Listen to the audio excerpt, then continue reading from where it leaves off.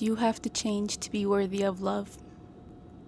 Do you have to change to be worthy of acceptance and unconditional love? Now, this is a question I've not only read in comment sections of videos, but it's also a question I have asked myself several times. Why should I have to change if I deserve to be unconditionally loved, regardless of where I am, who I am? Shouldn't people love and accept me for who I am, as I am right now? Why should I have to change to even have the slightest potential for people to love me? Why can't just people love me without me having to change, without me having to work for it? And I think asking those questions is lacking a certain perspective that I really had to think about to find. And I don't know if this is the best perspective to take, but I think, at least for me, it was sort of a harsh truth I had to accept about this world, about the natural order of things. So if you've ever asked yourself that question, if you ever feel this sense of resentment and anger and bitterness towards the discourse around love and having to change and grow to be deserving of it, then I hope this perspective that I'm about to share with you helps you realize the mindset needed, like to see this from a slightly different perspective, to see it in the bigger picture, and to realize it's not about you. It's not about you at all. You might think it is, but anyway, let's get straight to it. Do you have to change to be worthy of love? Now, first of all, like in theory, everyone is deserving of love, but unconditional love is a tricky thing to desire. First of all, there are a few questions we have to ask ourselves. Do you currently have unconditional love for yourself? And do you have unconditional love for anyone else? Do you truly love yourself the way that you are right now? If you stay the same for the rest of your life, would you truly love yourself? Would you feel that love from yourself that you want to receive from others? Or do you have the same resentment and bitterness and anger and shame towards yourself? These are hard questions to ask, but you know the answer deep down. Do you have anyone to love unconditionally? And if the answer is no, or if the answer is, yeah, of course, I unconditionally love my parents, my siblings, my family members, my best friends, then why do you expect some random person to see you and give you that unconditional love that you're seeking? Whoever you want to receive that love from, why do you expect them to love you the same way your mom loves you, or you love your brother or something? Like, why would a random stranger give you that love that you want? I think we're living in a time where we're all starving for love, for affection, for complete acceptance. And we want that unconditional love we are struggling to find for ourselves from someone who doesn't have any reason to go out of their way to give us that love. And we resent having to work for that love. We resent having to grow and change to be a better person, to have the smallest chance of maybe receiving that love. And we also resent not having received that ideal form of love as children. Even though most parents love their children, those children don't receive it in the ideal way. Like, children don't perceive parents' love the way the parents intend to show their love. Like, the intention and the perception are different, and children's needs are different and changing, and as children we don't know how to ask for the type of love that we need. So I don't know if there's a way to truly stop feeling this resentment for having to change for love, but I think I've found some helpful analogies and metaphors to help see this whole concept of receiving and deserving love in a different perspective.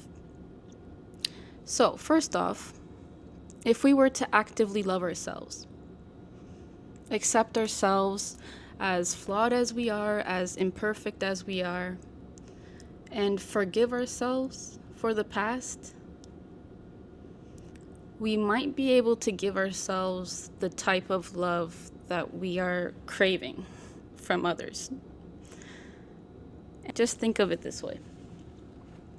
When you give a plant love, sunlight, water, good healthy soil, does it stay the same size? Unless it's a bonsai that was trained to stay the same size, you still need to trim it. But every plant will grow in those conditions. It's in its nature to grow in the presence of love and the right conditions. You can't stop a plant from growing in the right conditions. Unconditional love, similarly, might be naturally conducive to growth. And in stubbornly denying ourselves growth and change, maybe we are also denying ourselves the unconditional love that we seek.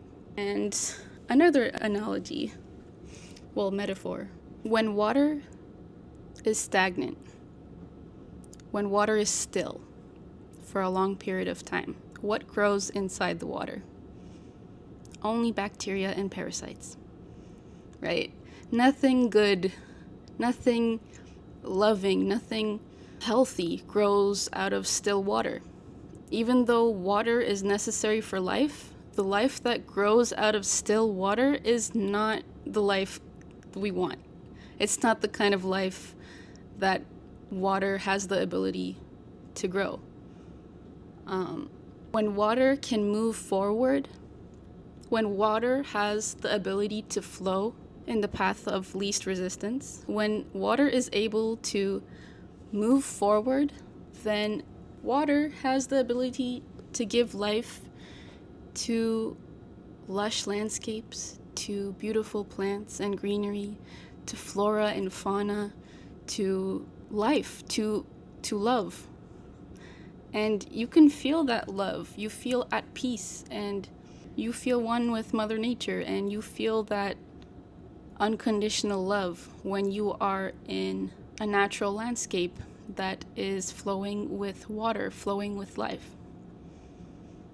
And that water has to be moving for that life and love to flow in.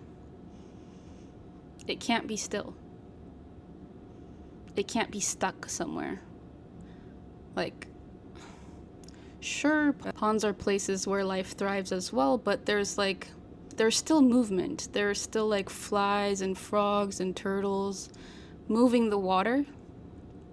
And it's still not recommended to like swim in ponds. Like, there are still bacteria and parasites that you don't want to mess with. But moving water is where it's at, basically, what I'm trying to say. And we forget that as humans, we're a part of nature, and that the only constant in nature is change. Change is the only constant in the natural world. And as humans, because we have free will, we have this weird tendency to be stubborn and go against the natural order of the world. So if we deny the natural flow of change and growth that we are meant to go through, we are also denying ourselves the love that flows with that growth and change. We are internally putting up dams and making our internal waters stagnant and still. And when that happens, we refuse to grow as nature intended. And unconditional love cannot flow in such conditions. The love that we seek cannot grow in stagnancy. And it's not that we are unworthy of that love. We deny it from flowing into our lives by creating the right conditions for that love to flow. We prevent the love that we seek from entering our lives by denying ourselves the mental, emotional, and spiritual growth that we have come here to experience.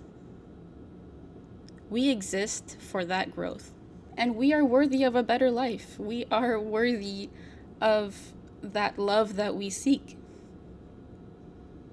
We just have to give ourselves that permission, those conditions to actively love ourselves, and that requires growth. Like in this case, that unconditional love unfortunately still has conditions that need to be met in order for it to flow in. So, the unconditional love that we seek, the love that we truly seek to experience, requires growth. And that growth requires the right conditions and environment. And in our case, that growth is purely mental, emotional, and spiritual, because we are not plants. But in order to do that, we have to make the conscious decision to stop coddling ourselves. We use self-pity as this weird, twisted way of soothing ourselves and coping with the pain and the trauma and our unmet needs. Coddling ourselves with self-pity and that victim mindset, in a way we are trying to love ourselves, but it's a twisted way of loving ourselves. It's like, it's not truly the type of love that we're craving for. But when you're in so much pain, emotionally, you don't realize that you're indulging in self-pity and trying to soothe yourself with like bad habits, unhealthy coping mechanisms, numbing yourself, distracting yourself, denying the truth of your reality. And that sort of twisted self-love comes from a place of powerlessness and hopelessness. We feel like we are powerless to change. We feel like we have no hope when it comes to feeling the love that we seek. We feel that we are a victim of our past, and that's the only way we know how to soothe ourselves. And I'm not a psychologist or medical professional in any way, but I do follow a few channels on YouTube that I will write in the description. And I really recommend watching and looking around at those channels to see if there's anything you can take from those professionals that know what they're talking about. And just to say them out loud, there's Psychology with Dr. Anna. I love her. She's great. There's HealthyGamerGG, Dr. K. There's Therapy in a Nutshell, and there is the Holistic Psychologist. Actually, Dr. Anna recently posted a video on different ways to boost your self-esteem. So I recommend watching that first if you're interested. Just as a conclusion, this is going to be a bit dark, but stagnancy is only seen in death. And what does death draw to itself? Vultures, maggots, flies, bacteria. Because life has a way of recycling and continuing on. So if you're stagnant while you're still alive, then those flesh eaters aren't as physical as they are mental and emotional. You are mentally and emotionally decomposing. And that's painful. You feel yourself digging a hole day by day. And love cannot reach that hole. Love cannot be where decomposition is. But there is hope as long as you're breathing, as long as you're actually physically alive. You have the choice. You deserve the love that you seek. You also deserve to receive it from yourself, first and foremost. And I don't know if it's a good thing or a bad thing, but unconditional love on this earth, unfortunately, has its own conditions in order for it to flow. Love flows to life. Love flows where life grows. Love flows where life grows. And life necessitates cyclical growth. That growth isn't going to be linear. Nothing in nature is linear. It's cyclical. You're not always going to be growing in the right direction.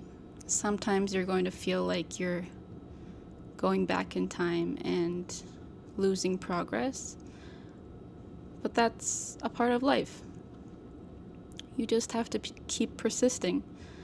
You just have to be consistent and just don't give up on yourself. Don't give up on life. Don't give up on the growth.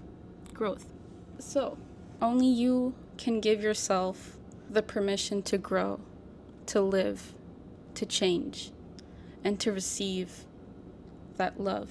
And you have the power and strength within you because you are a part of nature. And nature grows.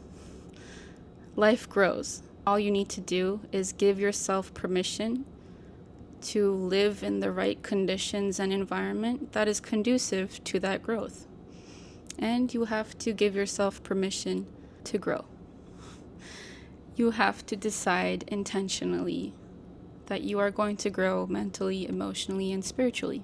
And you are so much more than you think you are. So much more.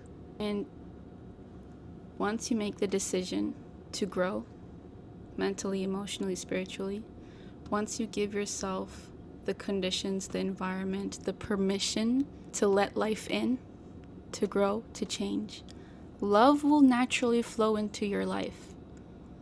You will feel that love from yourself, and you will feel that love from the people around you. Now, the right conditions to grow might require you to change the people around you. There might be people around you right now that are abusive, that are trying to pull you down. You have to distance yourself from those people as much as you can, because they are not providing the right conditions that are conducive to your growth. But you have the strength, you have the right, you have the intrinsic right to grow, to live, and to be loved. You just have to stop denying yourself the natural order of life. You have to stop resisting life. The more you resist life, the more you resist growth and change, the more you resist the love that you're looking for. And that's the harsh truth of the world. And once you can accept that truth, things will be a lot brighter. You can finally let the internal dams flow. You can finally release the water that you've been holding inside you.